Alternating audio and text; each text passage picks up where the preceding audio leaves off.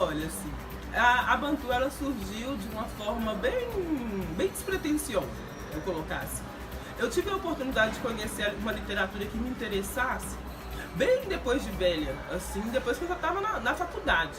Antes disso eu não conseguia me interessar pela literatura, até porque a vida inteira na escola, em casa, a leitura era tida como castigo. Você vai ler como castigo. O castigo que tinha era você ler um determinado livro. Ou seja, a diversão era a televisão, né? Por quê? Porque quando você fazia alguma coisa de errado, não, está proibido assistir televisão. Então eu sempre enxerguei o livro como um castigo. Infelizmente, essa foi a construção que eu tive na minha vida. Até ter a oportunidade de conhecer o livro A Cor Púrpura, da Alice Walker. Depois daí eu comecei a ver que literatura era muito bom, né? E logo nesse tempo eu tive a oportunidade de conhecer a editora Masa, que é uma editora que tem aqui em BH há mais de 30 anos, que tem como personagens infantis, personagens negros, príncipes, rainhas, todo mundo preto, assim, coisa que a gente não vê na televisão e nem em outras editoras de uma forma geral. Mas, assim, eu pensei comigo, mas mais de 3 décadas eu não conhecia isso. Em uma das oportunidades de uma feira que eu estava trabalhando, que é a Feira Ébano, a gente percebeu que não tinha nenhuma nenhuma oferta para o público infantil.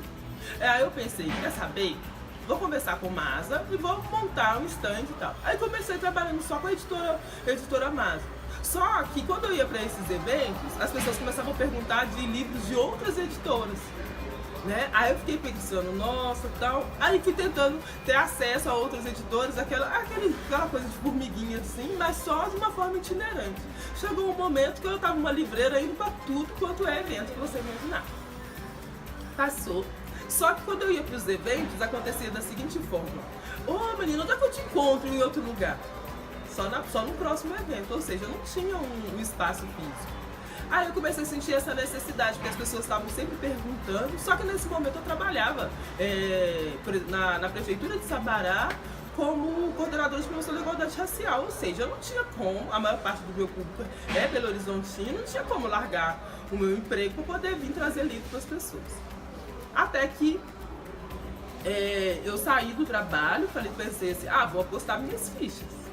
Aí foi onde surgiu a livraria Bantu física. Olha, a publicação de livros, né, com a temática racial e relacionamento interracial, das diversas formas, já tem muito tempo que a gente tem essas publicações. A gente tem uma invisibilidade midiática a respeito dessa literatura. Por exemplo, os escritores norte-americanos, por exemplo, nossa, tem muito livro bacana. Brasileiro é muito, mas muito livro também. Só que às vezes as livrarias elas não disponibilizam as estantes delas para poder colocar aquele livro, porque não aposta naquela literatura. Ou seja, é muito bom fazer essa curadoria de livros para poder trazer para cá. Porque com essa questão da Lei 10.639, por exemplo, as editoras voltaram mais atenção para esse público. E todas as editoras, por causa dessa lei que obriga, né, ter nas escolas a história da África, a história do negro, elas começaram a olhar esse nicho de olho nas vendas para o estado, para o município, né, de uma forma geral, para as escolas. Então, com isso, hoje é muito bom fazer essa curadoria, porque a gente tem muitos escritores, além também dos escritores independentes, que aí vai encontrando no meio do caminho, vai encontrando cada preciosidade que vale muito a pena. Olha, o bom de gostar dessa literatura é o quê? Quando a gente lê o livro, igual no meu caso, eu posso trazer todos os livros do mundo para cá, mas eu vendo com muito mais facilidade aqueles livros que eu gostei. Não sei porque a gente consegue passar aquilo que a gente sente pelo livro para outra pessoa. A pessoa ela olha assim. Então eu gosto muito de ler os livros. Não que eu consiga ler todos os livros que eu tenho vontade, porque um dia eu consigo, mas agora ainda não consegui. Mas eu busco assim esse contato com a clientela, por exemplo. A pessoa vem procurar um livro, ela vem com uma bagagem.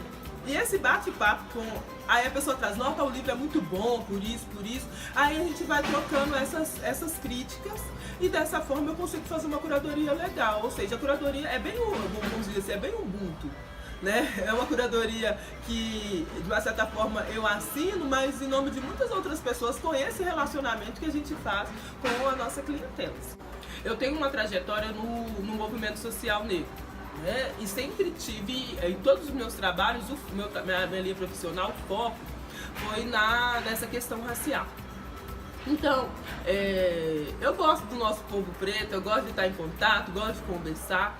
E a gente tem a expectativa, quando eu abri, eu tinha a expectativa de estar ainda mais próximo. Ou seja, me aproximei mais, conheci mais gente sim.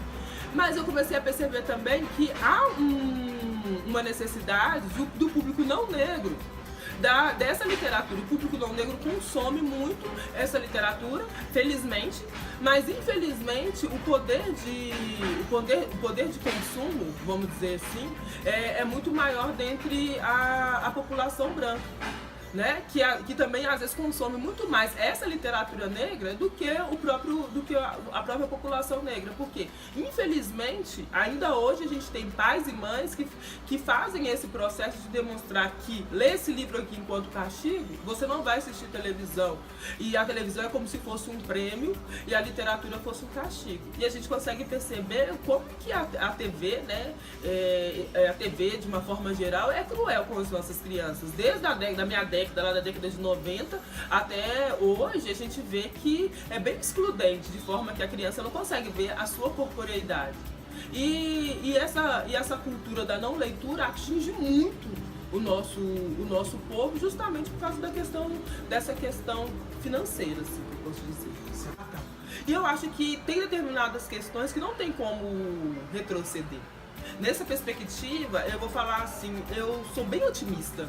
Acredito que as pessoas que estão dentro da sala de aula vai continuar trabalhando sob uma perspectiva, né, de igualdade. Igualdade, como é que você vai acusar uma pessoa, né, de estar sendo partidário, algo nesse sentido, porque está buscando a questão da igualdade?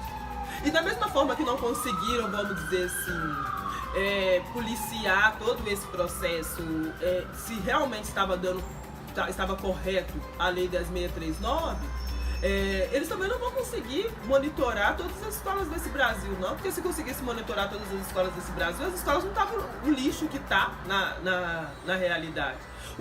Só o fato de nas estantes das bibliotecas das escolas os livros estarem lá é a oportunidade de, quando o aluno resolver passear dentro da biblioteca, ele tenha a opção de ler ou não ler determinados livros. E eu acho que isso já é um grande avanço. Fico chateada um pouco com esse retrocesso? Fico chateada com esse retrocesso, mas eu acredito que, politicamente falando, depois de plantar dessa sementinha, né, dessa perspectiva nesses alunos, não tem como voltar mais, não tem como tirar isso de dentro das pessoas. Acho que é muito difícil.